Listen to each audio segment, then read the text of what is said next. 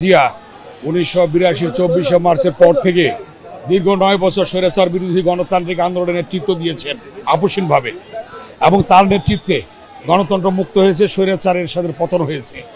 তার সেই আপোষহীন ভূমিকার ধারাবাহিকতায় আপনারা দেখেছেন যে নব্য ফ্যাসিস্ট খনি শেখ হাসিনার বিরুদ্ধে আন্দোলন হয়েছে এবং সেই আন্দোলন একটা পর্যায়ে যখন দানা বেঁধে উঠেছে তখনই দেশনেত্রী বেগম খালেদা জিয়ার উপর আক্রোশের শিকার হয়ে হন তিনি এবং বেগম খালেদা জিয়াকে মিথ্যা মামলায় মিথ্যা সাজা দিয়ে তাকে গ্রেফতার করেছে এবং তাকে মিথ্যা সাজা দিয়ে তাকে কারাগারে রেখেছে দীর্ঘদিন এবং তাকে হত্যার পরিকল্পনা ছিল।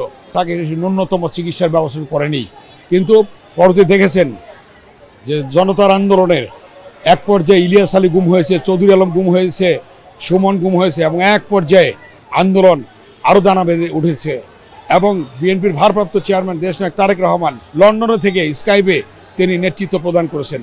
দীর্ঘ 16 বছর তিনি নেতৃত্ব দিয়েছেন।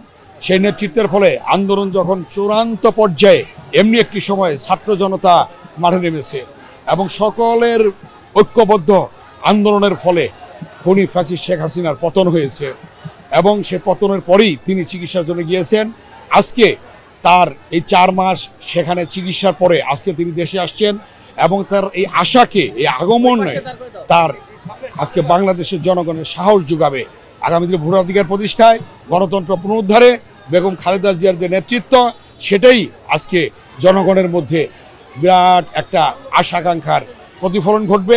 আগামী দিনে অন্তর্বর্তীকালীন সরকার অধীনে নির্বাচন হবে, সেই নির্বাচনে ইনশাল্লাহ দেশনেত্রী বেগম খালেদা জিয়ার দল, বিএনপির ভারপ্রাপ্ত চেয়ারম্যান দেশনায়ক তারেক রহমানের দল, বিএনপি আল্লাহ রহমতে জনগণের ভোটে ক্ষমতায় আসবে ইনশাল্লাহ। 4 মাস পর দেশনেত্রী, বাংলাদেশের সাবেক 3 বারের প্রধানমন্ত্রী, বাংলাদেশের প্রিয় নেত্রী, 18 কোটি মানুষের নেত্রী আজকে দেশে ফিরছেন। সারা জাতি উচ্ছ্বসিত, বিএনপি উচ্ছ্বসিত। সরকার যে ব্যবস্থা গ্রহণ করেছেন, আইন শৃঙ্খলা বাহিনী নিয়োগ করেছেন, আমি সরকারকে ধন্যবাদ জানাই।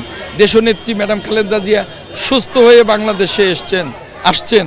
ওনার কিছুটা দিন সময় লাগবে বিশ্রামের পাশাপাশি তিনি যখনই প্রয়োজন হবে তখনই তিনি জাতির সামনে প্রয়োজনীয় দিক নির্দেশনা দেবেন।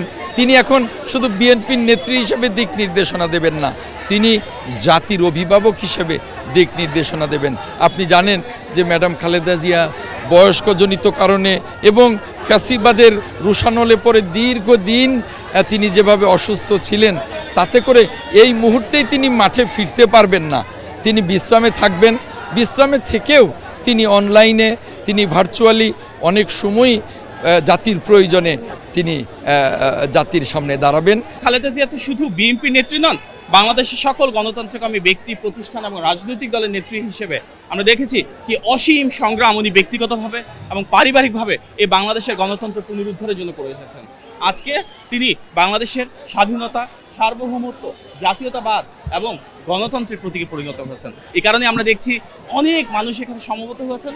সব শ্রেণী পেশার মানুষের সরব উপস্থিতি একটি আকাঙ্ক্ষাকে ধারণ করে যে ইনশাল্লাহ যে গণতান্ত্রিক পথ পরিক্রমা আমরা রয়েছি, জনগণের ভোটের অধিকার প্রতিষ্ঠার মাধ্যমে আমরা ইনশাল্লাহ একটা গণতান্ত্রিক বাংলাদেশে আবার ফেরত যাব, যেখানে রাষ্ট্রের স্বাধীন দেশের স্বাধীন নাগরিক হিসেবে আমরা সার্বভৌম বাংলাদেশে জনগণের মালিকানা সুপ্রতিষ্ঠিত করবো ইনশাল্লাহ।